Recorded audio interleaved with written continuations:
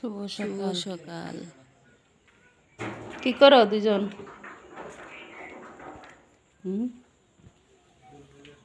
আসসালামু আলাইকুম। আপনারা সবাই কেমন আছেন?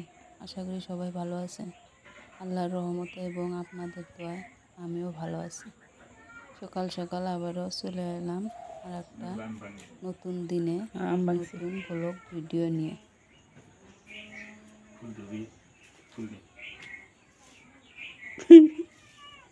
খাও।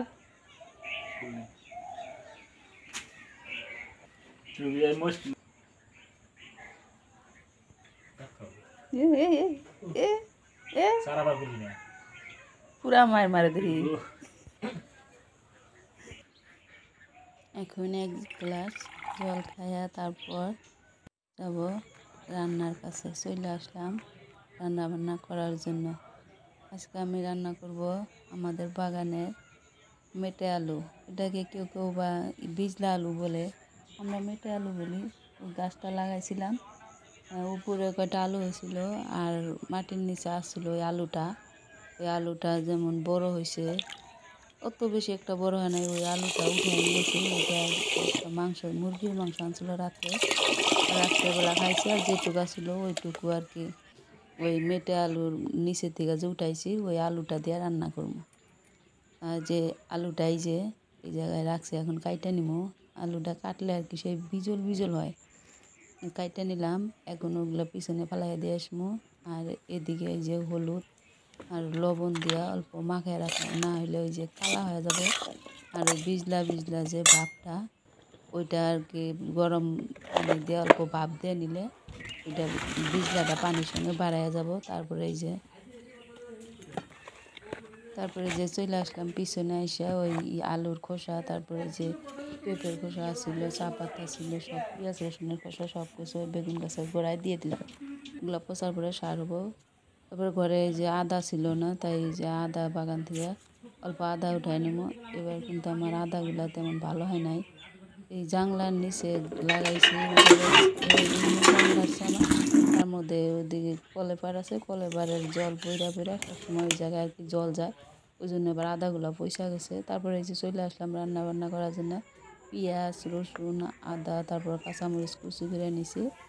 আর এদিকে এই যে গরম জল দিয়ে আলুটা ভাত দিয়ে নামাই নিয়ে তারপরে যে তেল দিয়ে তার মধ্যে জিরা তারপর তেজপাতা এগুলো ফোড়নে দিয়ে কাঁচামরিচ পেঁয়াজ রসুন আদা কুচি করে দিয়ে তারপরে যে আলুগুলো দিয়ে দিছি।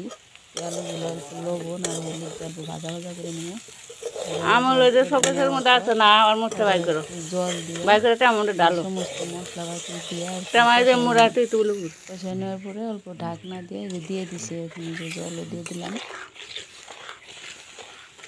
তারপর আপনারা দেখেন আমি কিভাবে রান্না করি। আমার রান্না বান্না তেমন একটা ভালো না, তারপরেও আপনাদের কাছে শেয়ার করি। যদি কোনো ভুল টুল হয়, কি রান্না বান্না তেমন ভালো না হয়, কি দিলে ভালো হবে, ওটা আপনারা কমেন্টে প্লিজ জানিয়ে দেন। সেই জন্য কি রান্না বান্নাটা আপনাদের সাথে শেয়ার করি। আর এখন এই যে মাংসটা দিয়ে দিলাম। রাত্রে আধা খাইছি আর আধা আছে, ওটুক দিয়ে আর কি আলুটা রান্না করে আর সকালে এই দিয়ে আর কি খাওয়া দাওয়া হবো।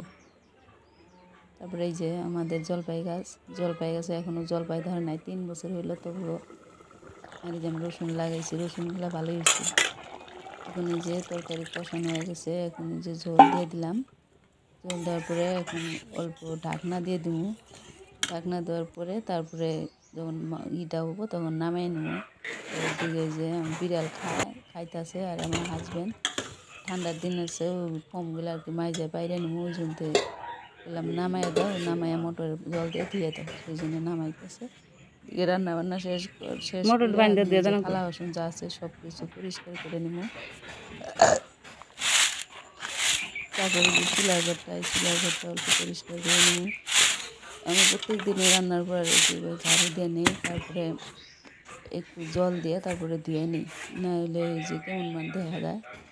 এই যে ওটা আমার আর কি কিচেন রুমের ভিতরে ওদিনকে পাতা ঘাস কাটছিল, পাতা পুতা সব পড়ে আছে, ওগুলো ঝাড়ু দিয়ে ছাপা করে নিমু।